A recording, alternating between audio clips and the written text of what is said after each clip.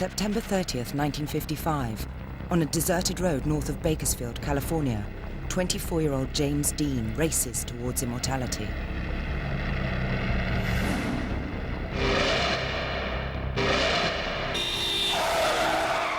With a Hollywood career of only 3 films in just 15 months, his tragic early death was probably the best career move he ever made.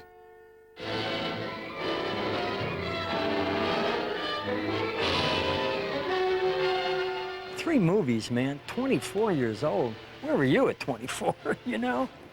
My name is Martin Sheen, and when I think about actors that had an influence on my life, I have to begin and almost end with James Dean. Indiana-born James Dean spent the last evening of his life in Los Angeles. In 24 hours, he would be dead, with barely a hint of the legacy he was to leave behind. Ah, you're touchy, Vic. Touchy is an old cook. His acting was from inside and very human and very honest. And I think that has a lot to do with his fame. So many people who, seeing him on the screen, felt they'd known him all their lives, because he had that extra intense warmth and hunger. In the hours leading up to his death, Jimmy, a lifelong insomniac, was spotted cruising the nighttime streets of Los Angeles. Like the characters he portrayed on screen, he had a turbulent private life. To those that knew him well, he was a seething mass of contradictions. The James Dean I knew was a lot of different people. There was a consistency only in his inconsistency. Some claim he was a psychopath with a death wish, while others talk of his manic lust for life. People say racing is dangerous, but I'll take my chances on the track any day than on a highway. To those who worked with him, he was pig-headed, arrogant, and yet open to suggestion. I'm involved. We are all involved. Mom, a kid was killed tonight. Some friends describe him as generous, others as mean-spirited, wise for his years, or boyishly adolescent, moody, and a dedicated party animal with reputed S&M tendencies, nicknamed the human ashtray. Certainly, his macho image concealed a more vulnerable, feminine side. You say one thing, he says another, and everybody changes back again! Intense he was, deeply intense, frighteningly intense at times. I mean, he could scare the hell out of you. Too many people have said Jimmy was difficult. I found him difficult but manageable. But there's no doubt he was a complex and gifted actor whose tormented teenage screen persona caught the imagination of an entire generation and still rings true today, over 40 years after his death. He revealed something so deeply personal. It was a wallop when it got to the screen, man. Nobody had that power. And he was there and gone. By the time we realized what hit us, he was gone, man. It was over. He was out of there. You're tearing me apart! On that last evening, it's certain that James Dean would have been preoccupied with the thought that he'd soon be let loose behind the wheel of his brand new racing Porsche. He was notorious for his addiction to speed and danger. The prospect of cheating death was a driving force. With 5 races and 3 victories under his belt, he was a talented driver, respected within the racing community. While he'd been filming Giant, he'd been forbidden by Warner Brothers to indulge in his passion. So immediately the film wrapped, he'd entered a race in Salinas, some 350 miles north of Los Angeles. He was to travel there in the morning. There are conflicting reports as to how James Dean spent that final evening. Some have placed him at a gay beach party in Malibu, 20 miles up the coast, where he is alleged to have had a fight with a former lover.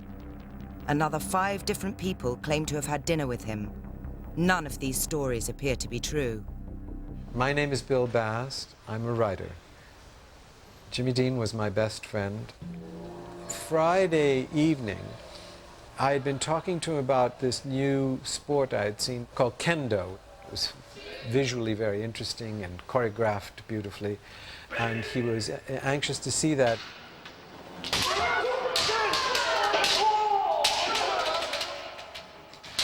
Sandy Roth, who had been the still photographer on Giant, took a definitive last photograph that night of Jimmy.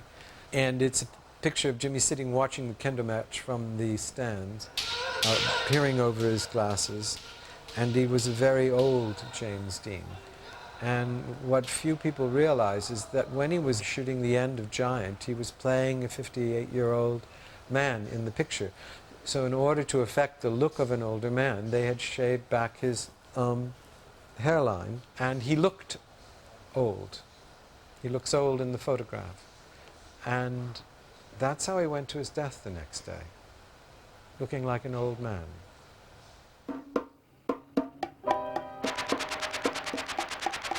James Dean left the kendo tournament around 11 p.m. It's not clear if he went straight home to bed that night or stopped off at a party along the way.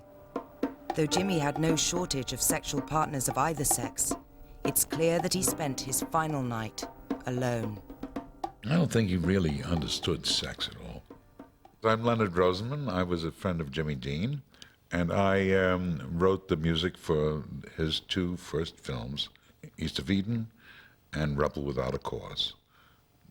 Every girlfriend he had, he wouldn't really even go out with her unless he brought her to my house with my first wife and so on, and at a dinner.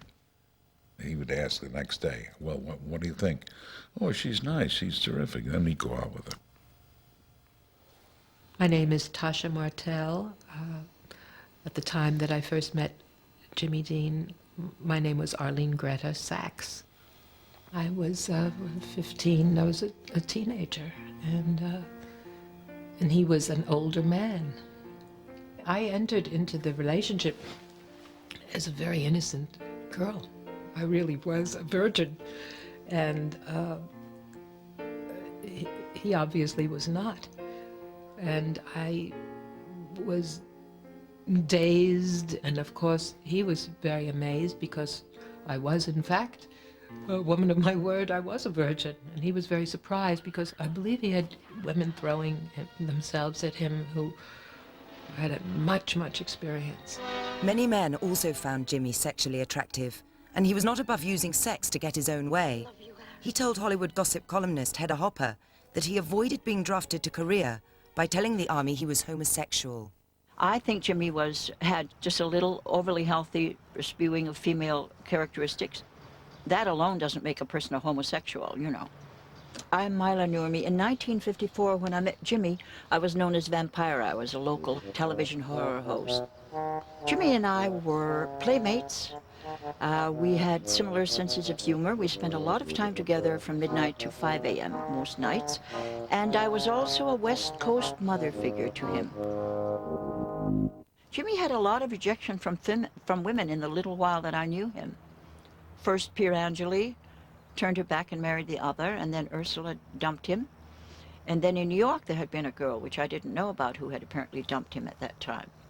He was an experimenter.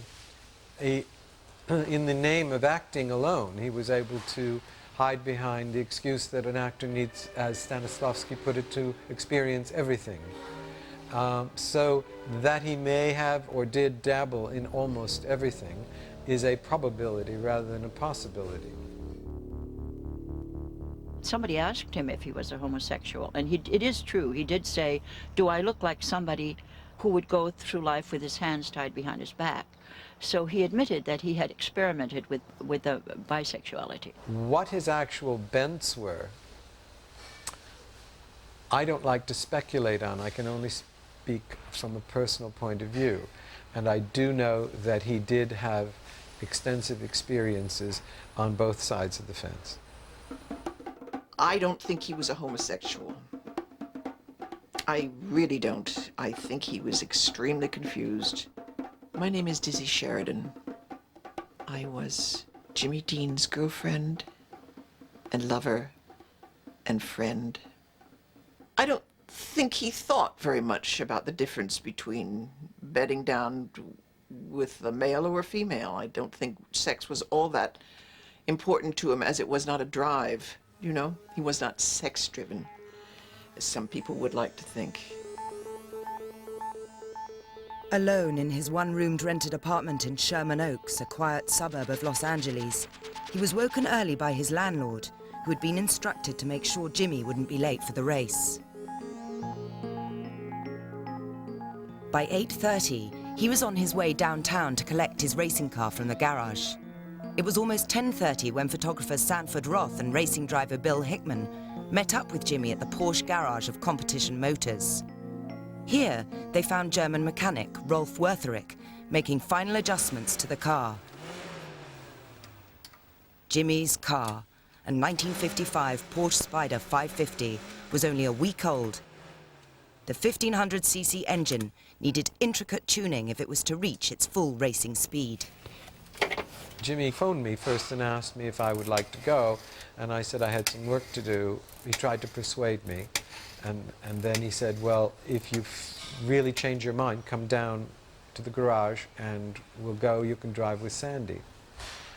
Sandy Roth was going in a station wagon that followed the car, and he would be driving in the Porsche with his mechanic. My name is George Barris from Barris Custom Industries in North Hollywood, California, USA, and I customized the Porsche Spyder that James Dean was killed in, and we painted on the back Little Bastard. And he wanted Little Bastard on the back of it because he was considered a person that was not with the establishment, and he wanted it to be known and on his car, so when drivers come up behind him, they all knew he was a little bastard. James Dean, Hollywood's newest rebel, was ready to race, and to hell with the consequences. James Dean didn't have in his vocabulary what flirt with danger was. When the word danger came up, he was standing full on, facing it, shoulders square and looking it straight in the eye. I'm Monty Roberts, and James Dean was killed coming to my house in Salinas, California. He said, well, I want to conquer death. And I said, well, you can't conquer death. Nobody can conquer death. And I said, well, I have a feeling that unconsciously you want to die. Take it easy driving. The life you might save might be mine. You know?